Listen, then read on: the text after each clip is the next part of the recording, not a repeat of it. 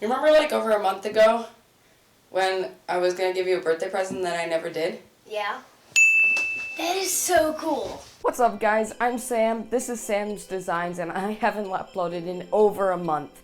I'm really sorry for the huge delay guys. I've been super busy with working 40 hours a week, and this is the biggest project I have ever tackled on this channel. Seriously, it took over a month to make, hundreds of hours of work into it, over 25 gigabytes of footage. So yeah, this was a huge undertaking and I'm really hoping people get something out of it and really enjoy it. So if you could share, comment, like, subscribe, whatever you can do to help spread this video would be greatly appreciated. So without further ado, let's get started. So the first step for this project is to visit the Thingiverse link in the description and download all the files from there, and there's a link to a spreadsheet that I created where you put in some measurements for the target person for the shield, and it spits out the scale to print each piece at. So go ahead and download those and print them at the correct scale. And while you're doing that, visit the Amazon link in the description and buy all the parts. They're all needed for this project. The total at time of filming is about $36. That might vary a little bit. You also need enough plywood to make the circle base for the shield, and you just need to find something that's not too splintery because you don't want the person wearing it to get slivers in their arm. So the first step for this project is to cut your wooden circle to the correct dimensions. And there's legitimate ways to cut a circle, but I don't have the money for any of those and I don't have the proper tool. So my solution was to drill 2 holes in a piece of wood, 1 radius apart, and screw one down to my piece of plywood, stick a pencil through the other one, and spin it around, and that scores a nice circle on the piece of wood. And then I just use my jigsaw to cut it through. So I went super slow to make sure that it cut super well.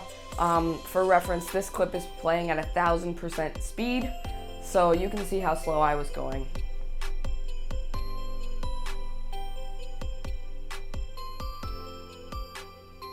So the next step, once you have the wood circle cut and all the pieces printed, is to screw all the pieces to the wood. If I had thought this through correctly, I would have designed it so you can put it together from the inside out so that errors wouldn't accumulate as you go. But you just have to go slow and make sure that everything lines up correctly so that you don't get a piece in the middle that won't fit in well. Each layer took me about 30 minutes to an hour if I was working quite quickly, and it should take you even less now that I've worked out all the bugs. Now there's one discovery I made over the course of this project that really saved my life, and that is MH Ready Patch. So I included this in the Amazon list, and this stuff is phenomenal for speeding up the finishing process. So my process was just to apply copious amounts over the entire thing, and then once it's dry, sand it down with 100 grit sandpaper. So once you've sanded down all the MH Ready Patch to the grooves, you're going to want to apply a coat of fill primer, and then repeat the process over and over until it's super glossy smooth. Took me about 5 or 6 times of this process to get it super smooth, and on the last one I sanded all the way up to 2000 grit sandpaper, and once you've done that, you're ready to paint. Next, you're ready to tape off the center and the second ring. So this is for the red paint job, and the way I did this was just to lay down painter's tape and cut it with the absolute sharpest knife I could find. The sharper the knife, the better, because you're just gonna have better luck with those smooth, fine lines. And this is absolutely the most painstaking part of the project. But don't worry, it's worth it for the satisfaction of peeling the tape off later. So then I just painted it with the red spray paint. I did 3 layers until I was happy with it. You could do even more.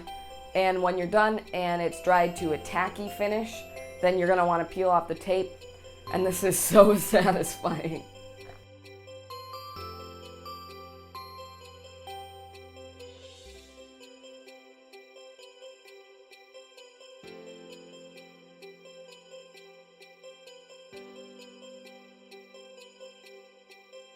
Then you're going to repeat this process for the blue layer, and I used a garbage bag to save on painter's tape for this.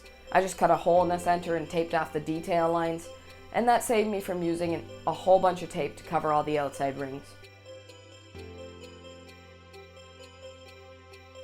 And for the last painting step, you're going to want to use silver to complete the last ring and the star, and I was least happy with this part of the project because the glossy silver really reveals all the imperfections, but I think I could have done it better by using just a little bit more Ready Patch and maybe doing a few more coats. So I'd recommend doing that.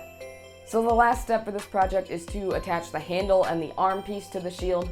And I made this for my little brother's birthday, so I just had him stick his arm right in it and screwed the pieces down right over top of him. The only thing you want to make sure of is that the star is pointing up, because it's not going to look good if the star is pointing in a different direction. And once you're done that, the project is over. Thank you guys so much for watching to this point in the video. I hope you liked it. I hope you like, comment, subscribe, and share. And stay tuned for the super cringy reveal.